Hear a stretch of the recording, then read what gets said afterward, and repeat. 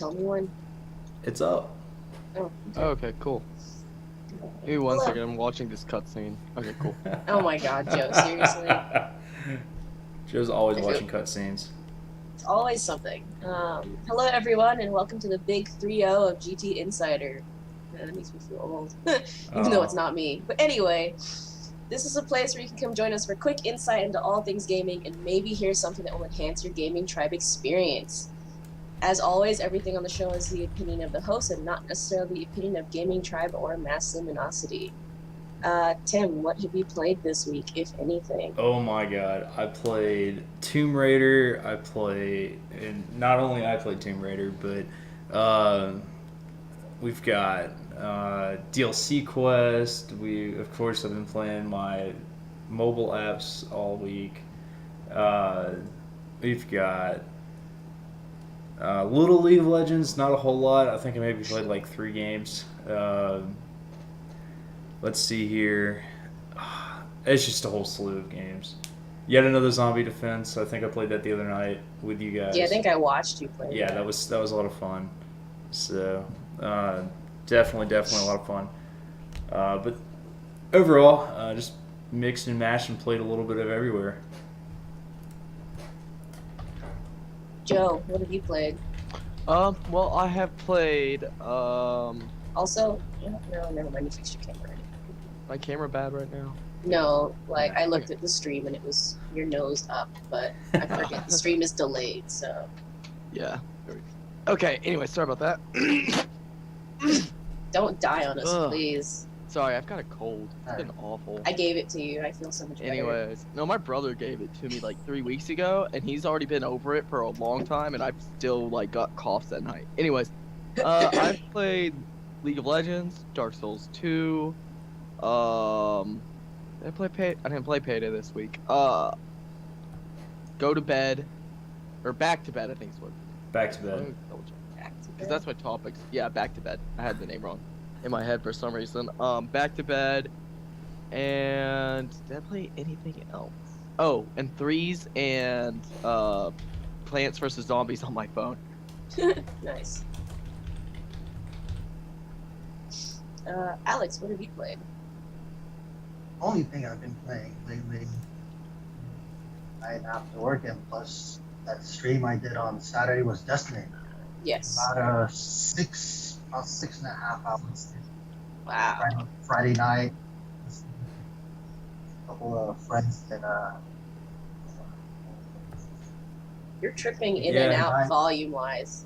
Yeah, it's getting really rough to hear you. is that better? Yes. Okay, yeah, I'm not sure what's going on with that. But yeah, it's usually every Friday night, a couple of friends that make it a point to game night out. Destiny ever since Destiny came out.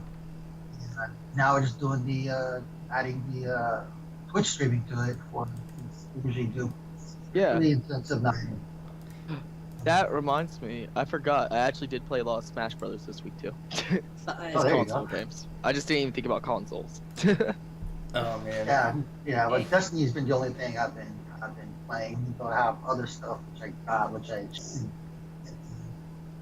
actually no, I take that back. I did play a little bit of Alien Isolation. So many games, so much diversity. And then there's me, I play all of 2. I played WoW, and I played Torchlight 2. Yeah, Yes. I wanted to ask you about that because I didn't get to catch you guys playing Torchlight 2. We might play it after the show, and I'll stream it to my channel. Do y'all have characters already made and going strong, or? I think we hit like level 8, so I wouldn't say it's going strong, but it's getting there. I think I have a character around that in Torchlight 2. Okay, if you want to join us, you'll have to definitely get the same mods that we do, It's whatever. which is all of 2, so it's not even that big a deal. It's just Torchlight Pets and Torchlight Essentials, so it makes your bags bigger.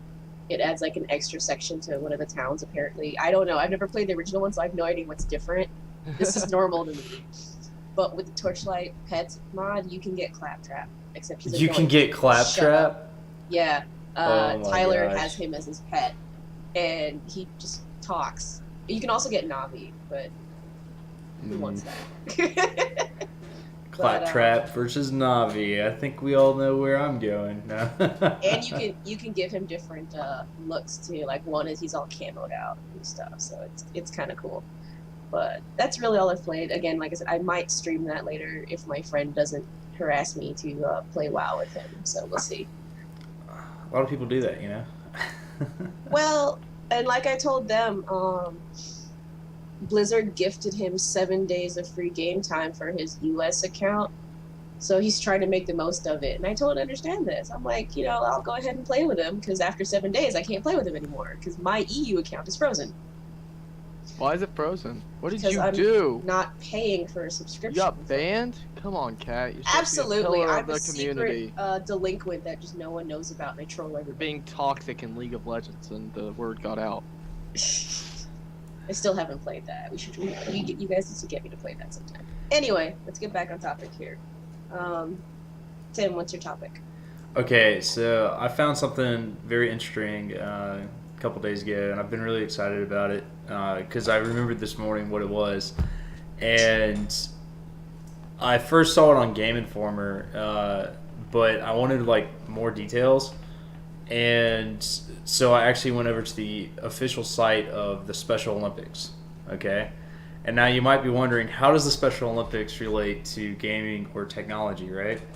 Yes. And that is because the Special Olympics has just announced that they will be partnering or working directly with Force Multiply Gaming to engage the video game industry along the lines of esports inside the Special Olympics. So right now it's not necessarily looking at anyone with physical disabilities, but intellectual disabilities. So, like maybe if for the older group, Alzheimer's. For the younger groups, maybe some people who show up pretty high on the autism scale or something like that. But they want to bring in a combination of Force Multiplies Gaming's played unified marketing campaign and pair that with Special Olympics overall mission of uniting the people together and trying to get rid of any kind of bullying for people with disabilities, right? So they're planning on engaging the video game industry by setting up tournaments, by encouraging. I'd have to go back through this. It's a nice long press release basically that happened on Thursday, and they're looking at setting up esports tournaments. They're looking up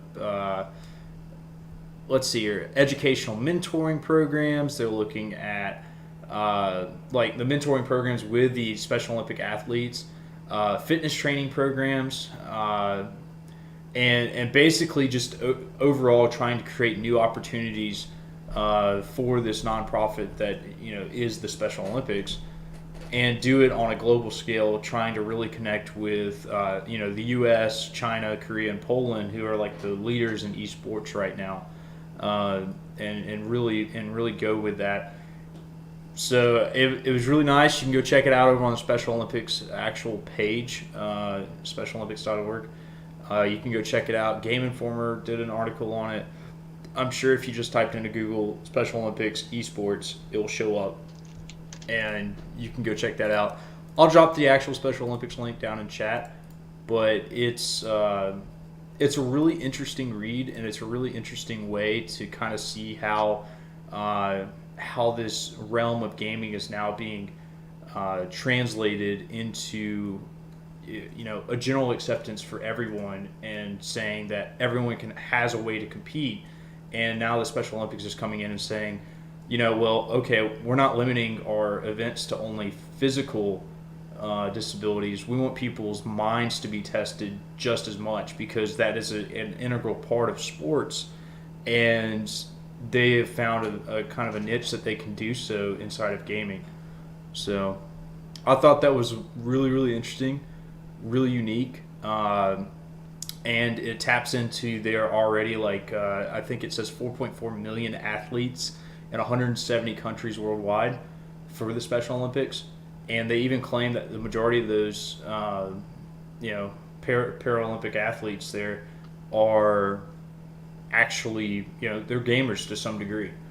So, Yeah, I actually, I have a cousin who's severely mentally handicapped, and to put it lightly, honestly, but for some reason she excels at memorization, like to a ridiculous degree. She excels at memorization. Like they could show her a cassette, like a VHS tape of a VeggieTales video, and she would know which one it was, even without like being in the box or anything, or having any other information. And she couldn't read, so it wasn't like she was reading the tile or anything at the time.